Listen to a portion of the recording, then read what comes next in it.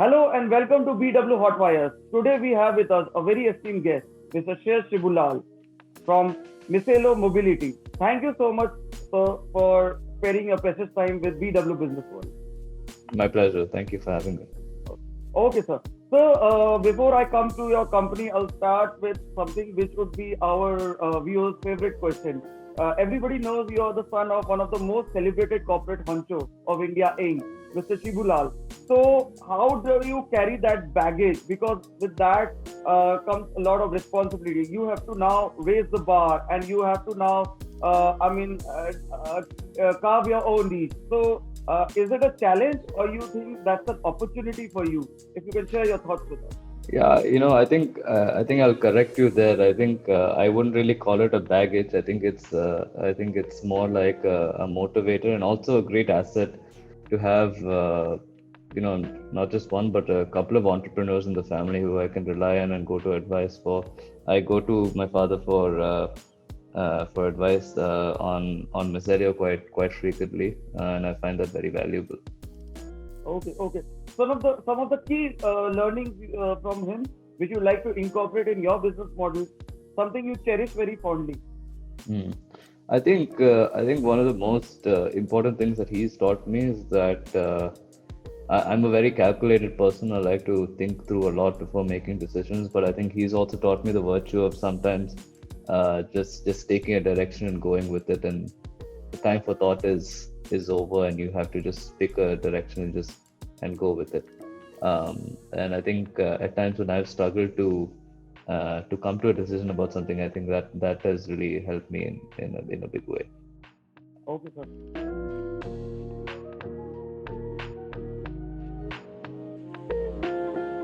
You have decided to go off the beaten track and you have forayed into e-mobility, which is somewhat related to IT industry, but not. It is not actually an offshoot of the IT industry. So why such a giant leap? If you can help us understand. I think I've always been fascinated with automobiles, like many young boys since childhood. I've always been very fascinated by automobiles, and I think I've always been I've been on a path to trying to figure out, how can I make this part of my profession, and um, how can I make a real social impact in the world. And I think, I have a background in technology. I have a background in computer science and embedded systems, and I think when I moved back to India in 2016, we I did a lot of soul searching. I definitely wanted to do something in the automobile space, and this seemed like a very natural fit. The social impact angle is very appealing, of course, but also, it's a convergence of, as you said, it's a convergence of technology and the automobile space in a big way. So it seemed like a very natural fit for me. Okay, fine.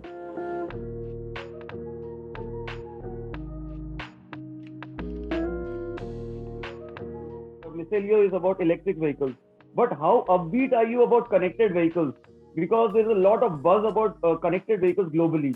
And Tesla is one of the vehicles which is known for its connected technology. So, how upbeat are you about that technology, especially in the Indian context? I think I'm upbeat about connected technologies in general, not just with regards to automobiles. I think not automobiles is a very natural extension, but I think we're going to be seeing connected devices everywhere, whether it's at your homes, of course, on the road. So I think connected devices in general are definitely the way of the future. I think data is, uh, a lot of people say, is the new currency, and I think hence, connected devices makes a lot more sense and is gaining a lot more traction. So that's how I view connected, not just connected cars, but also just connected devices in general.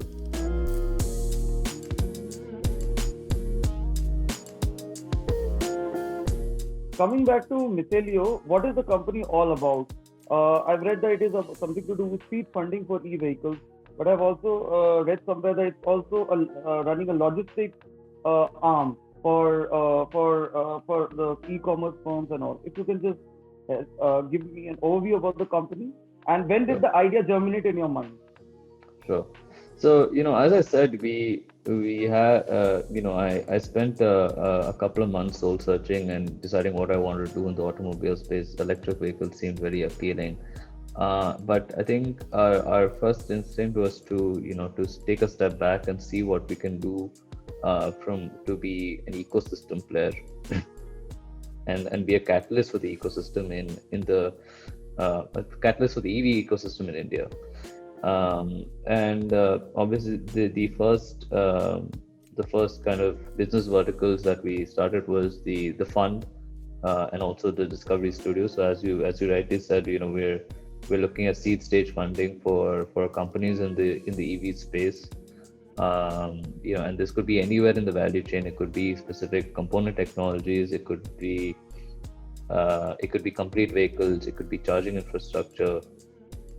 We're really looking at anywhere in the supply chain is what we'd be interested in looking at. And along with that, we also introduced the Micelio Discovery Studio, which is like a state-of-the-art product development facility. So for not just our portfolio companies, but also for anyone else who would like to come and use it.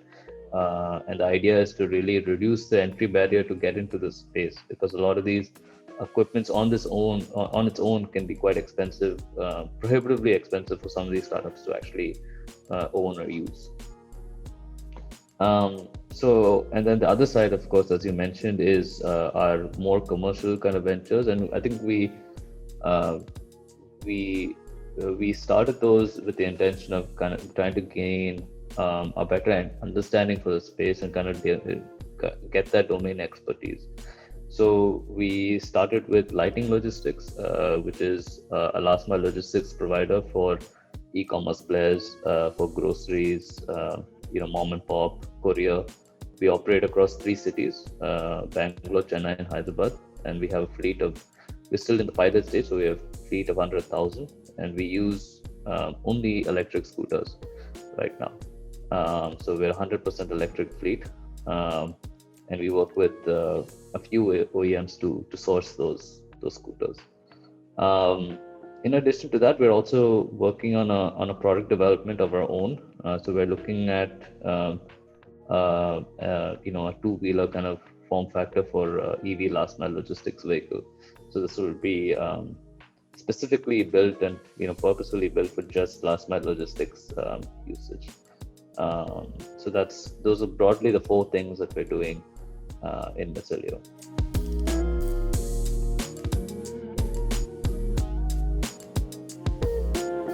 You just mentioned about product development. So are you saying that you are running a design studio, or you are developing a product like an OEM? And how is it, if you are developing like an OEM, how is it different from other players who are there in the market, like Hero Electric, and there are multiple players like Okinawa is there, there's Ather Electric is there. So how? Yeah, we are developing as a OEM. That is what we're looking at. And our real product differentiator is that this, as I mentioned, that this will be specifically built for last mile logistics purposes. So what we're seeing is that, for example, right now all the vehicles that we're using are off the shelf. They're consumer products, and none of them have really been designed or built for this specific usage. Using it 24/7 for last mile logistics purposes. So we wanted to make a product which is, from a reliability perspective and a performance perspective, much more suitable for a last mile logistics use case. When we're really using it as a workhouse. So that's really what that's how we are trying to differentiate ourselves. Okay, fine. And obviously it'll also be a connected vehicle. Those smart kind of technologies are also going to play a big role in the last mile logistics space as well.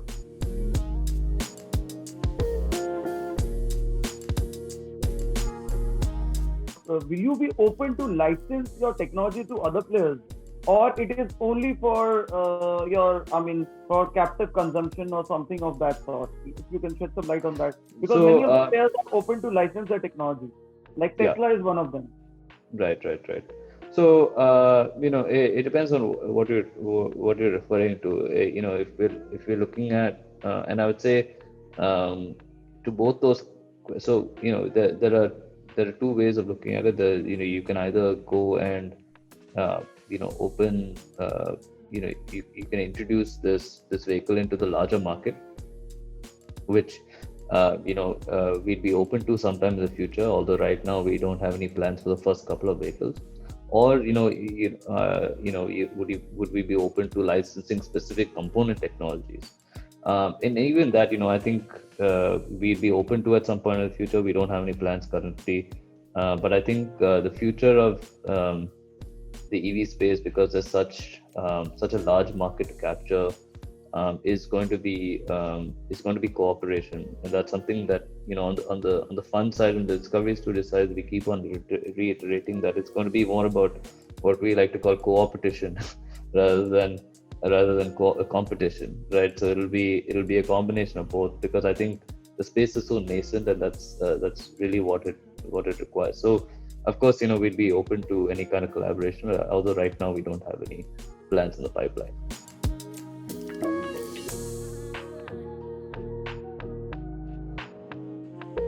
Everybody knows that COVID has ravaged the whole economy, not only the Indian economy, the global economy, including the US economy, which is like literally in a shambles. So, with the onset of COVID, has there been any impact on your product development or your expansion plans, or for that matter, have you gone into any sort of reinvention mode? If yes, if you could talk about that. So, we'll talk about it in the context of the two commercial ventures, which are Lightning Logistics and the product development. So, with Lightning Logistics, as you can imagine, with more people staying at home, especially in the beginning of the lockdown, we saw huge increase in in demand, right? And I think the challenges there were, how do we cater to this demand quickly, and also at the same time, and more importantly, how do we keep our riders safe, while they're doing this work, which is very much required in a big sense. So, but I think luckily, I think we had some challenges in the beginning, but I think we've managed to scale up, and we've actually managed to do the job. And I think obviously the increase in demand was quite overwhelming in the beginning. So that's with Lightning Logistics. With product, I think similar to many OEMs, with certain geopolitical situations and such, there were issues with the supply chain, and in a way it was a good thing, because we're so early on in the product development that it really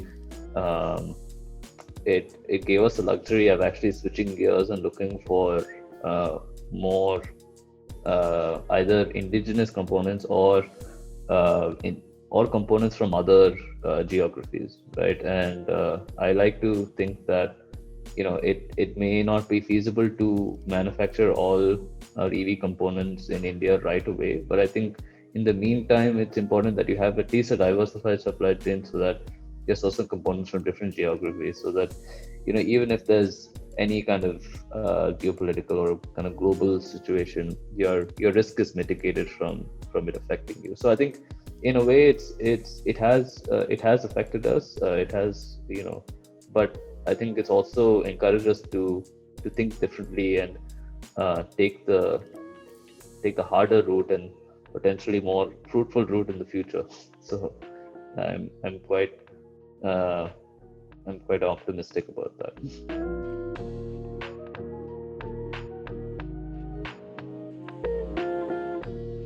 So, as a business, are you also creating jobs or you're eliminating jobs?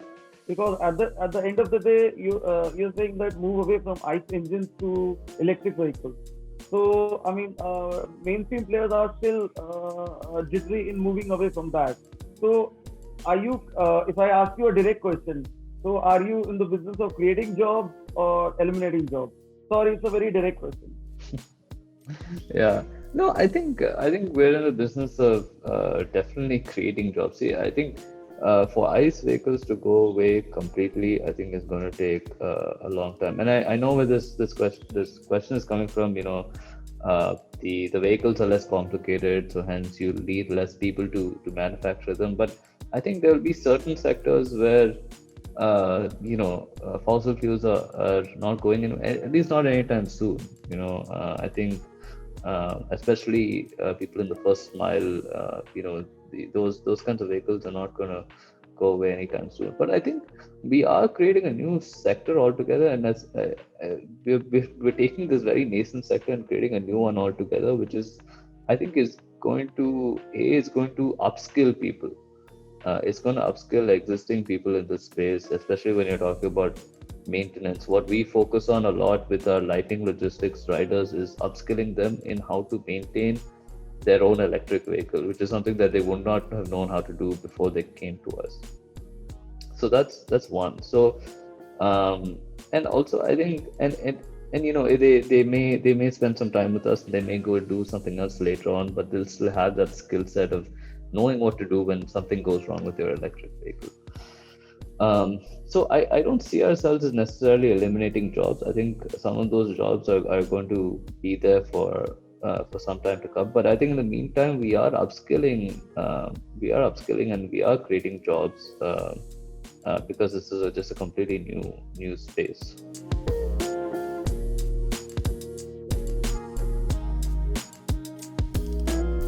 Our Prime Minister talks about Atmanirbhar program or being self-reliant, which is about, making in India. It's a Make in India 2.0 program.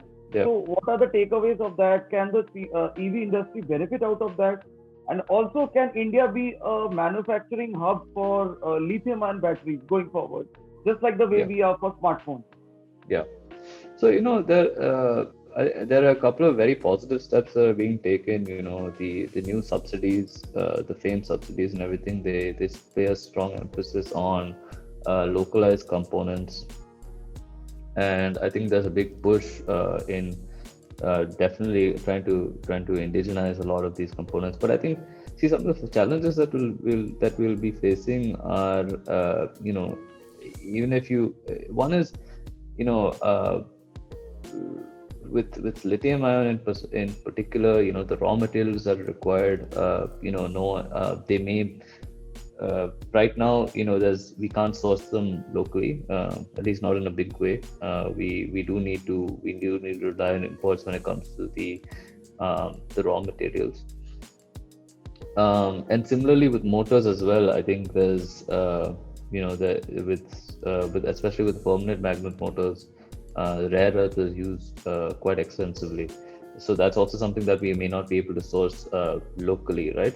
So I think the key is to actually look at alternative technologies where the raw materials can be sourced locally. There are other battery chemistries where the raw materials can be sourced locally. There are alternative motor technologies which don't require rare earth, some that only require steel and copper. So I think it's important that we focus on those technologies and take a more serious look at them and see how we can actually concentrate on those and then bring out the manufacturing capability for those specific technologies, right? Because I think if you're not able to if you don't have a stable supply chain from the raw material level, then you're always risking the sustainability of it. Okay.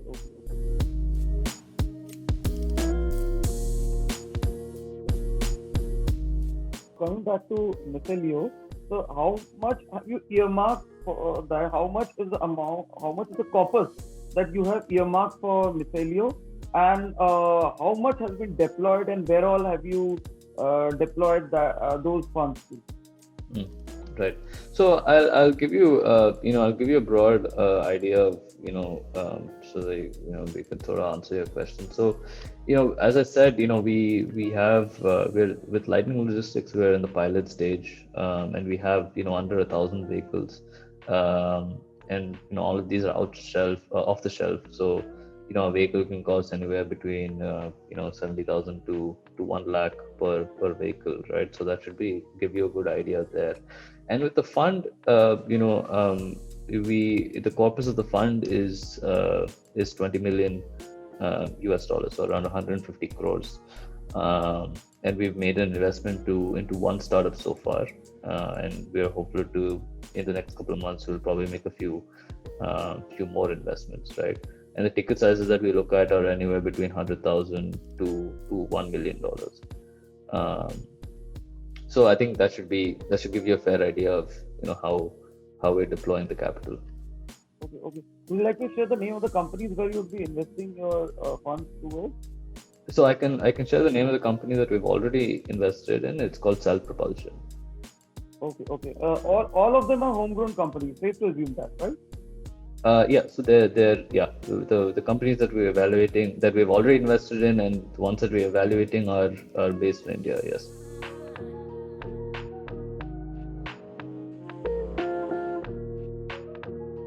Is there any umbrella brand among the three? Is there any umbrella? Just for my better understanding. Yeah. So we won't necessarily describe it as an umbrella brand.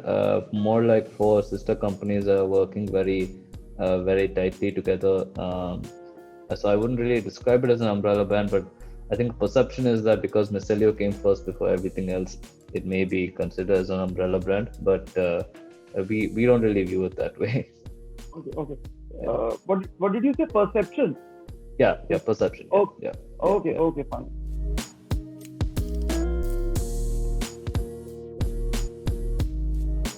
You mentioned about FAME 2 policy, but do you think the government has done enough to give a thrust on e-mobility, or you think more needs to be done? If you think more needs to be done, if you can talk a little bit about that, what more needs to be done by the government? Is it, more doles, or is it, more tax imposition on ICE vehicles, or is it more additional tax cuts? What is it that you are looking for? I think I think when subsidies will definitely create some amount of demand. I think, but I think where so subsidies will definitely create some amount of demand. I think FAME 2 and other, the local Delhi policies are very encouraging. They're offering up to 1.5 lakhs in subsidies for certain electric vehicles. So that will definitely create the demand. It will also prove the economic use case for electric vehicles, because the struggle has always been the upfront cost is higher, but the operating cost is lower. So it may make more sense for more people to actually acquire an electric vehicle now. But at the same time, the cost of an electric vehicle is also coming down. We expect in the next 3 to 4 years it will be more or less at par with an ICE vehicle. So I think two things that can be done a little bit more is creating that awareness, and really educating people a little bit more and creating that awareness about electric vehicles and why. I think that there is sometimes this perception that it does not perform as well. It may not meet all my requirements. And someone, a colleague who's also in the space, once recently said that the range anxiety is a Western concept that we've kind of adopted, right? Because if you look at it, people who are actually going on long distance driving, look at our population centers. That's where a lot of the mobility happens. And if people are concerned about going from one city to another, it's a very niche use case. In reality, there aren't a lot of people who are doing it, and in some cases, the EV might be the second car or the second two-wheeler rather. There are very few people who like to take their comparatively speaking, there are very few people who like to take their motorcycles and go from one city to the next, right? I think creating that awareness and of EVs is important, and also to kind of to create more incentives to innovate locally. I think create and I think state governments and also local government have been doing that in some way, but I think there's still that more that could be done in that space as well.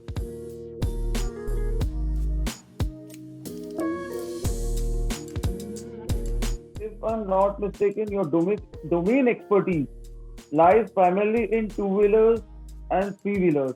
So, will you be also extending your expertise towards four-wheelers, like a car or a four-wheel commercial vehicle? Because that's also where we need electric powertrain, not just in two-wheelers and three-wheelers. Right. Correct me if I'm So, wrong, sir.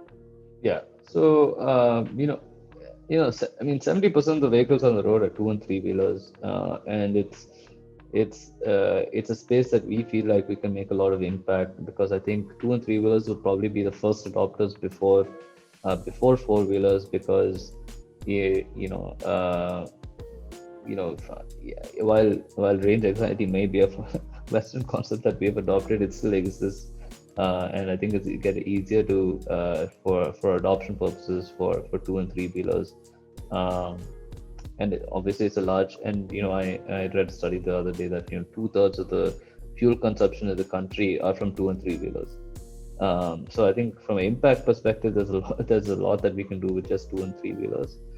Four wheelers right now is not something that we're looking at, but perhaps sometime in the future, I never say never. So.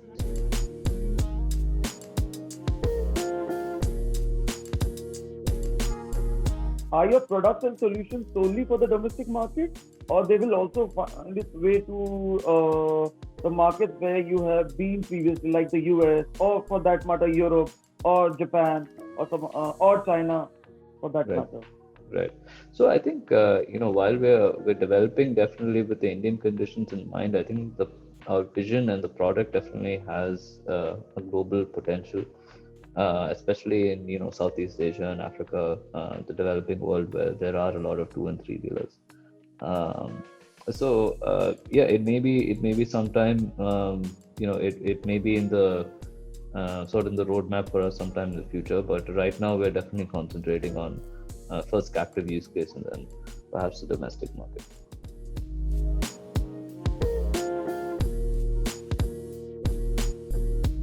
You said you are also into,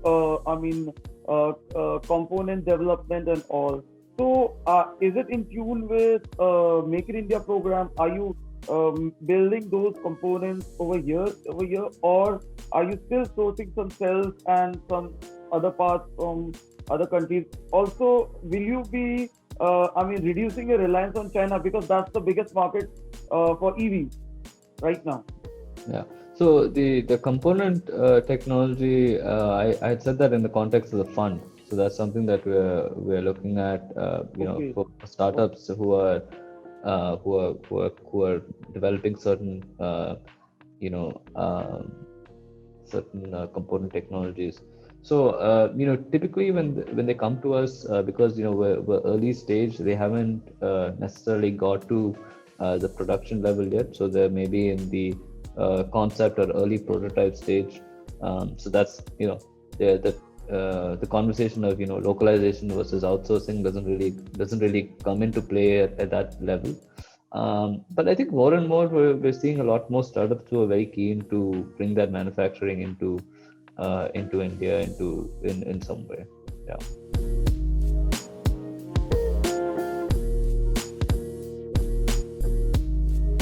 What are the biggest, stumbling blocks which can somewhat create some sort of obstacle for our EV revolution?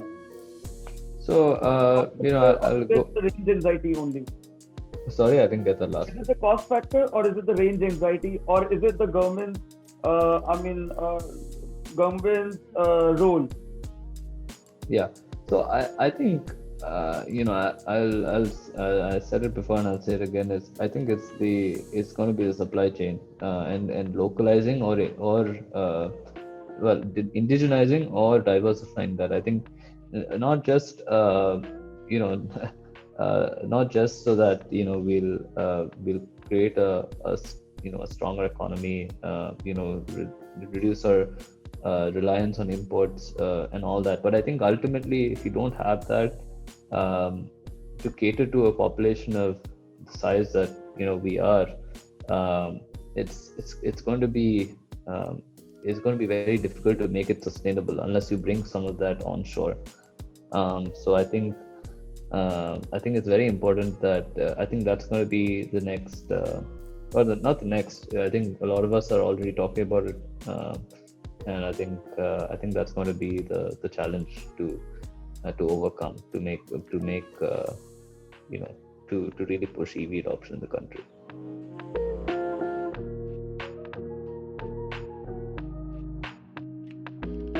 What is the vision for the company? Where do you want to see the company in the next 5 to 10 years? And what difference do you want to play for the betterment of the society?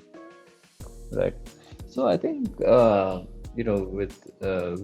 actually maybe we'll go through it one by one. I think the fund and the Discovery Studio, obviously there's already a roadmap there, and the fund has a certain time when you have to deploy the capital. So we're looking forward to that. 100,000 to anywhere between 100,000 to 1 million ticket sizes. So and the corpus is $20 million. So we'll be investing in a couple of a substantial number of startups over the next coming years. With regards to Lightning Logistics, we're obviously keen on. Currently we're still in the pilot stage, so relatively speaking, we're a much smaller player compared to others in the space. But we're looking forward to entering new markets in the country. Specifically, maybe cities in the north, and also perhaps tier 2 or tier 3 cities. That'll be something new for us, and see how we can capture those markets, and also expanding our fleet at the same time. With regards to our product development, it's still early days. We looking forward to at least getting the first 1,000 or so vehicles and using that and using those and really testing those for captive use case. But we'll see how things progress. We'll obviously be open to opening it up to the larger market, and also perhaps even introducing newer form factors in the coming years. I think we'll stay focused on logistics as a space, and really see how we can add value there, because I think really the large fleet operators are really going to be the first adopters for EVs. Okay. So are you also looking at any sort of inorganic growth to realize your vision? Yeah, so right now, we're looking at again, it's early days where it's funded by the family office and family wealth, but we're open. We'll keep our mind open. Maybe sometime down the line but right now it's unclear. I don't really have an answer for you. Thank you, Mr. Shibulal. It was an honor interacting with you. It was very enlightening. We wish you all the best in your vision and mission. Thank you so much. Thank you, Abhishek. Thank you.